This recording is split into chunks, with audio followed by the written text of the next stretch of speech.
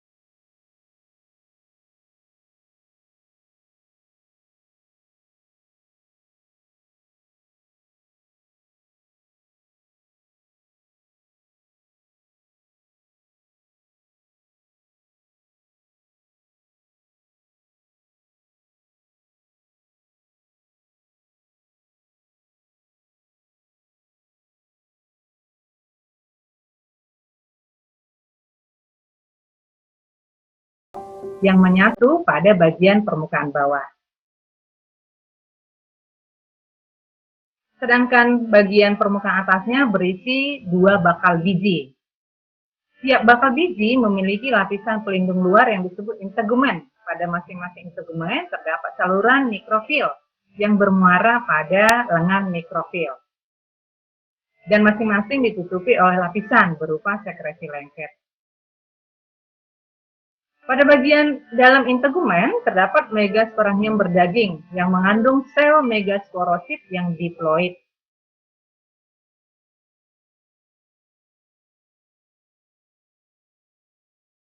Ketika konus betina siap menerima serbuk sari, sisik oviparous akan terpisah satu sama lain dan telah memiliki bakal biji di dalamnya.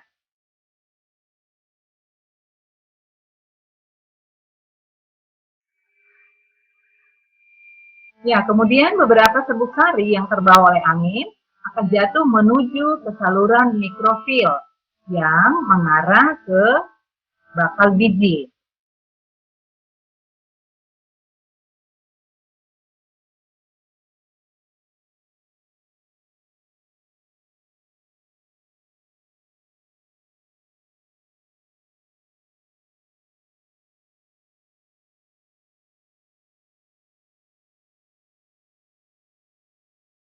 Beberapa butir polen akan jatuh dan menempel pada permukaan lengket pada lengan mikrofil. Dan megasporangium akan mengeluarkan bahan berupa cairan. Proses inilah yang disebut dengan penyerbukan atau polinasi.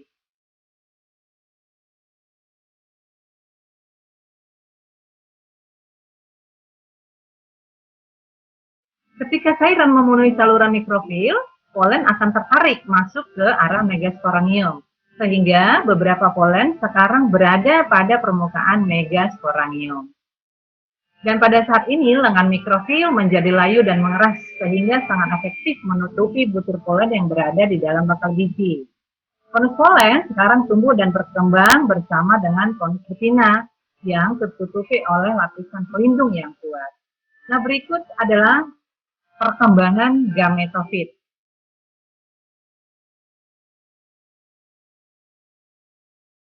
Di dalam bakal biji, permukaan megasporangium, butir polen tumbuh mengembang ke arah depan, membentuk struktur seperti tabung yang memanjang.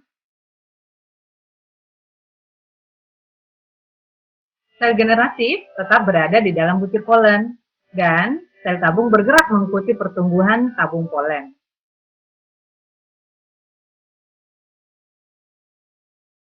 Sel generatif akan segera membelah, membentuk sel steril dan sel spermatogenus. Keduanya bergerak pindah ke arah tabung polen yang sedang bertumbuh.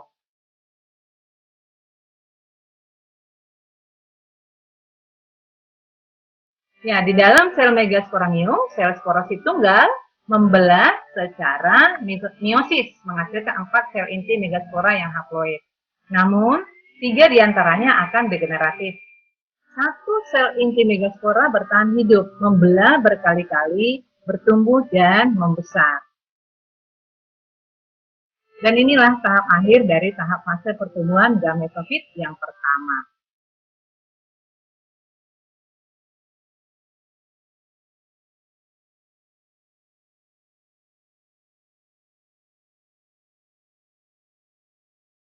Seiring berlalunya waktu, segera akan terjadi pertumbuhan dan penebalan dinding megasporangium membentuk salah satu gametofit betina.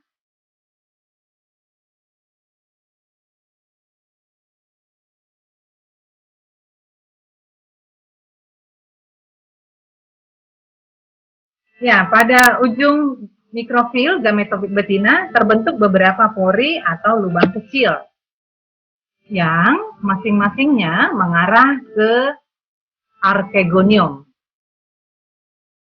Pada bagian ujung archegonium terdapat beberapa leher sel berupa cincin yang di dalamnya terdapat ruang basal venter seperti kandungan besar yang berisi satu sel telur. Nah, berikut akan kita perhatikan adalah proses pembuahan atau proses fertilisasi.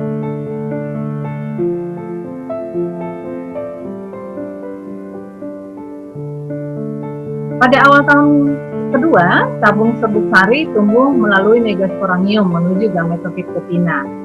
Saat tabung serbuk sari mendekati archegonium, sel spermatogen membelah menghasilkan 2 sel sperma. Setelah mencapai archegonium, ujung tabung serbuk sari memaksa dirinya sendiri masuk di antara sel leher dan sel telur. Satu sel inti tabung 2 sel inti sperma dan 1 sel steril dilepaskan ke sisi sel telur. 1 inti sperma membuahi inti sel telur menghasilkan zigot yang diploid.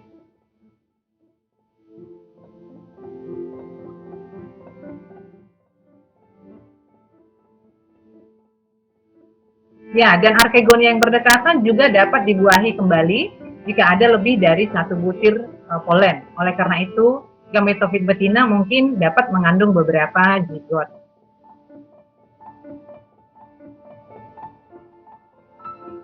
Karena itu, pada saat terjadi pembuahan, bakal biji terdiri dari beberapa arkegonia di dalam gametofit betina yang berada di dalam megasporangium.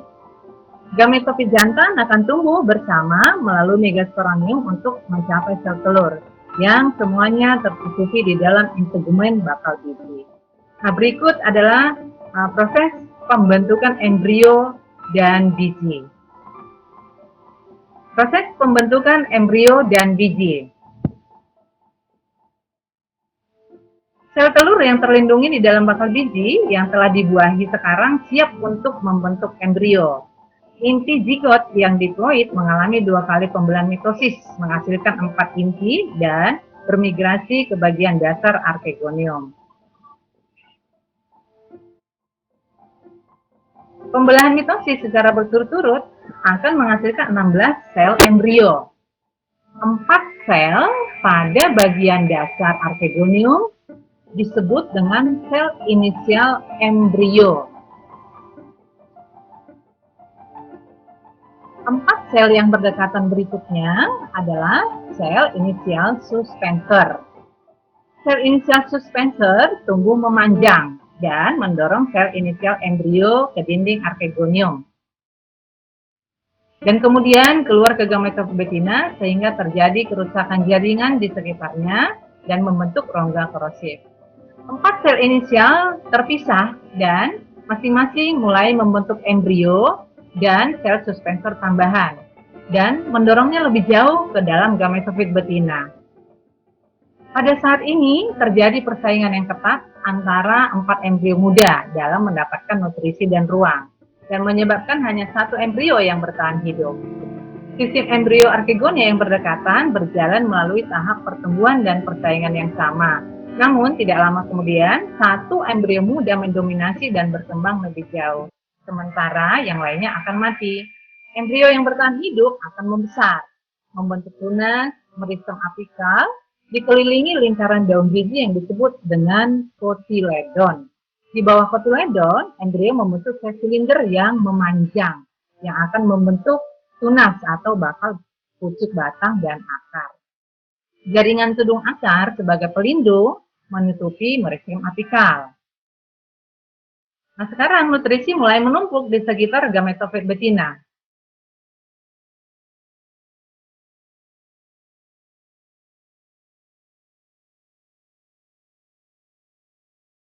Kemudian air akan dikeluarkan atau menghilang. Kemudian biji berada dalam keadaan dormansi atau yang disebut dengan fase istirahat. Pematangan biji disertai dengan transformasi integumen menjadi kulit biji sebagai pelindung yang kuat.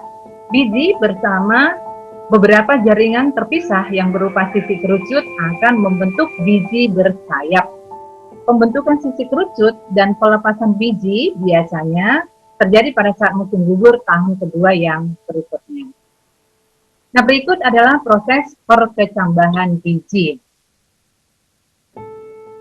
Ketika biji terlepas dari sisi kerucut dan terjatuh ke tanah, biji akan menyerap air dan biji siap untuk berkecambah. Nutrisi yang disimpan dalam gametofit betina sekarang diserap oleh kotiledon dan digunakan untuk menumbuhkan embrio. Akar yang terlindungi di dalam tudung akar bertumbuh ke tanah dan menyerap air dan kemudian bertumbuh menopang batang. Sumbu batang di bawah kotiledon yang disebut dengan hipokotil mulai memanjang. Pemanjangan hipokotil ini akan mengangkat kotiledon keluar dari tanah. Dan pada saat kulit biji telah rontok, kotiledon berkembang dan bertumbuh menjadi berwarna hijau dan dapat berfotosintesis. Batang pendek di atas kotiledon yaitu epikotil, mulai tumbuh dan membentuk daun. Dan terbentuklah tanaman muda yang kemudian bertumbuh dan berkembang menjadi pohon dewasa. Lalu berbuah dan kembali nanti menghasilkan konus alat reproduksi yaitu konus jantan dan konus betina. Pohon pinus ini akan tumbuh memanjang dan membesar hingga terbentuk kembali hutan pinus yang masing-masing nantinya akan terdiri dari tumbuhan pinus dewasa. Ya, demikianlah siklus hidup yang terjadi pada tumbuhan gimnospermae, yaitu pada tumbuhan pinus. Apabila ada yang kurang jelas atau ingin ditanyakan, silakan ditulis pada kolom komentar ya. Demikian yang dapat saya jelaskan. Salam sehat, semoga bermanfaat. Terima kasih.